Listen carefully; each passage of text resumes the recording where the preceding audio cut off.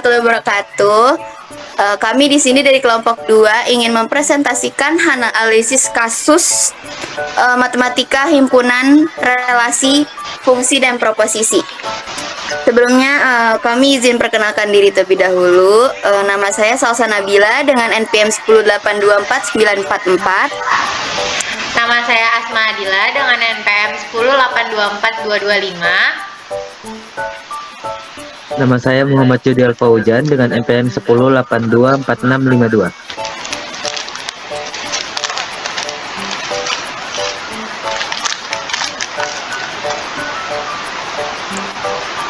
Oke, di sini ada latar belakang.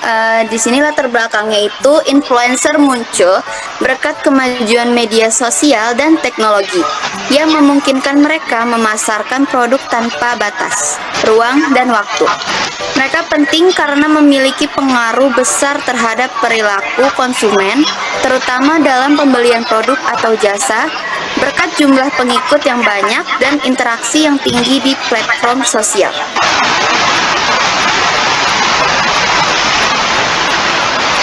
Rumusan masalah dari studi kasus ini adalah seberapa penting si influencer sebagai alat untuk mempromosikan produk agar produk tepat sasaran dan meningkatkan daya jual. Di sini ada penyelesaian masalah. Yang pertama dari himpunan sendiri. Operasi himpunan seperti irisan, gabungan, dan selisih membantu kita memahami hubungan antara merek dan influencer serta memetakan strategi pemasaran yang lebih efektif. Yang kedua ada relasi. Perusahaan dapat memilih influencer yang tepat untuk kampanye pemasaran dengan menganalisis relasi secara merek dan influencer sehingga strategi pemasaran menjadi lebih efektif. Lalu fungsi, kita dapat menggunakan konsep fungsi untuk menggambarkan hubungan antara berbagai variabel yang mempengaruhi efektivitas pemasaran. Proposisi logika membantu kita menggambarkan kondisi yang diperlukan untuk keberhasilan kampanye pemasaran menggunakan influencer, serta batasan yang mungkin ada. Oke, saya Muhammad Judial Fauzan di sini akan memberi tentang studi kasusnya. Contoh itu ada studi kasus pada himpunan efektivitas penggunaan influencer dalam memasarkan produk. Kita misalkan punya himpunan merek dan juga brand, ada himpunan influencer. Misalkan himpunan mereknya itu ada Sephora, Zara, Adidas, Tiga, Skincare, Coca-Cola, dan Dior. Misalkan himpunan influencernya itu ada Telegram, blogger, kecantikan, YouTuber, atlet, public figure, dan juga PNS. Kita akan mencari himpunan bagiannya dulu. Ini supaya agar ada pemetaan terhadap efektivitas influencer yang nantinya. Misalkan Sephora dan Skincare itu ada Telegram, blogger kecantikan, dan juga public figure. Sedangkan Adidas, Zara, dan Dior itu ada Telegram, public figure, dan juga atlet. Nah, sedangkan Tiga dan Coca-Cola itu ada Telegram, public figure, dan juga YouTuber. Tentukan irisan A, B, dan gabungan A, B, serta A selisih C. Maka jawabannya adalah A gabungan B itu ada Telegram, public figure. Kalau A irisan B itu ada Telegram, public figure, sedangkan A gabungan B itu ada Telegram, public figure, atlet, dan juga vlogger kecantikan. Sedangkan A selisih C itu ada vlogger kecantikan. Yang kedua, studi kasus relasi.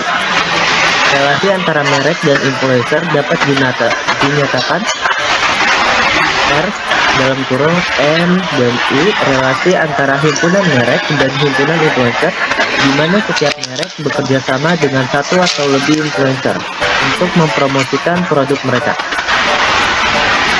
Contohnya, misalnya R relasinya itu ada fashion, kecantikan, makanan, dan minuman. Sedangkan M-nya atau himpunan mereknya itu ada Sephora, Skincare, Adidas, Tiga, Coca-Cola, dan Dior.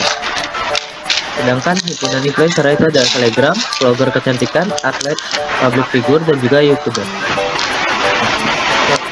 Soalnya itu tuliskan relasi dari N dan juga I.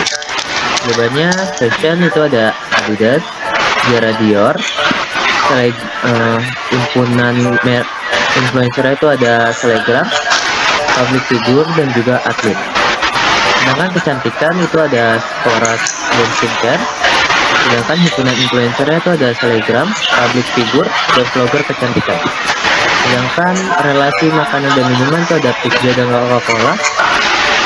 Dan himpunan influencer itu ada youtuber, public figure, dan juga selebgram. Akan lanjut ke studi kasus yang fungsi. Ini kita akan menghitungkan berapa efektivitas dari penggunaan influencer untuk memasarkan produk. Misalkan E-nya itu adalah efektivitas pemasaran influencer. Kita akan mencari E-nya itu. Nah, kenapa ini bisa dibilang fungsi? Karena nanti dari jumlah pengikut, kualitas konten, tingkat kepercayaan, dan juga like, comment, and share itu akan berhubungan ke efektivitas pemasaran influencer.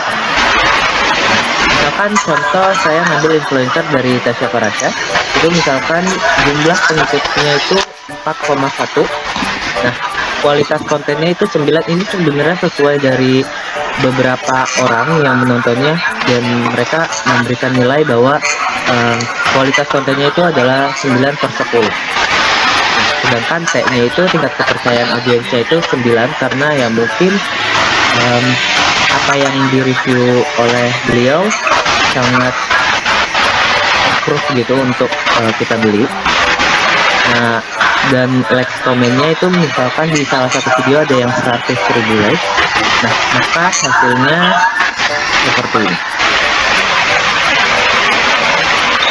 Lanjut ke studi kasus proposi. Dinyatakan P1 influencer sebagai alat promosi produk. P2 efektivitas influencer terhadap penjualan produk. Negasinya apa? Jika influencer mempromosikan produk, maka penjualan produk meningkat dan terkenal. Keduanya, tidak semua influencer memiliki pengaruh yang sama terhadap penjualan produk. Maksudnya ini negasi itu bertolak belakang, teman-teman. Nah, yang kedua itu adalah konjungsi.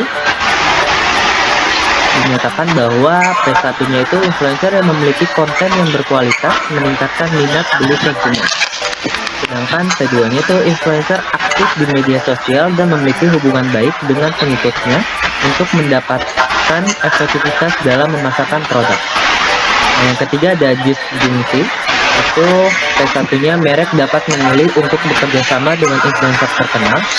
Sedangkan P2-nya itu adalah konsumen akan membeli produk jika mereka terpengaruh oleh influencer jika itu menarik.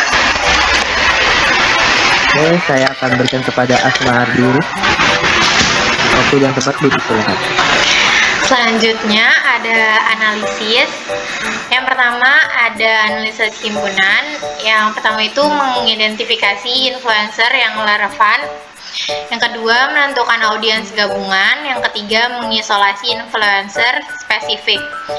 Terus selanjutnya ada relasi dan fungsi. Yang pertama relasi merek dan influencer. Yang kedua pengukuran efektivitas pemasaran. Yang ketiga dampak terhadap penjualan. Yang keempat ada strategi pemasaran yang diperkuat. Selanjutnya ada analisis dari proposisi. Yang pertama ada hubungan influencer dan penjualan. Yang kedua ada kualitas konten dan interaksi. Yang ketiga ada daya tarik influencer. Dan yang terakhir ada strategi pemasaran integral.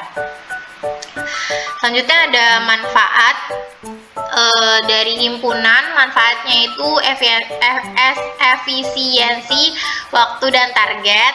Yang kedua mengidentifikasi antara merek dan influencer. Yang di relasi dan fungsi, manfaatnya itu meningkatkan daya jual. Yang kedua tercapainya target pasar. Yang ketiga hubungan yang baik antara merek dan influencer. Yang keempat peningkatan nama merek. Selanjutnya ada manfaat dari proposisi. Yang pertama ada membangun kepercayaan konsumen terhadap produk. Yang kedua ada jangkauan yang ditargetkan. Dan yang terakhir ada peningkatan keterlibatan influencer dengan produk. Selanjutnya ada aplikasi ilmu komunikasi dari himpunan. Yang pertama ada analisis audiens, yang kedua ada perencanaan konten, yang ketiga ada strategi pemasaran, dan yang keempat pengukuran efektivitas komunikasi. Selanjutnya dari relasi dan fungsi aplikasi komunikasinya itu yang pertama ada komunikasi pemasaran, yang kedua ada analisis audiens, yang ketiga ada strategi konten, dan yang terakhir ada pengukuran efektivitas komunikasi. Dan yang di proposisi aplikasi ilmu komunikasinya itu yang pertama ada komunikasi pemasaran, yang kedua ada analisis audiens, yang ketiga ada strategi konten, dan yang terakhir ada pengukuran efektivitas komunikasi. Selanjutnya ada kesimpulan. Penggunaan influencer dalam pemasaran efektif dengan konsep matematika himpunan untuk mengelompokkan audiens, relasi untuk interaksi elemen, fungsi untuk mengukur efektivitas, dan proposisi untuk analisis logika. Ini membantu perusahaan merumuskan strategi pemasaran yang lebih baik.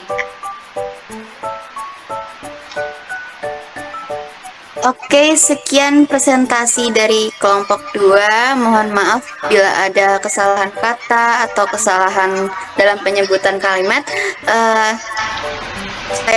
Kami Aki. Assalamualaikum warahmatullahi wabarakatuh.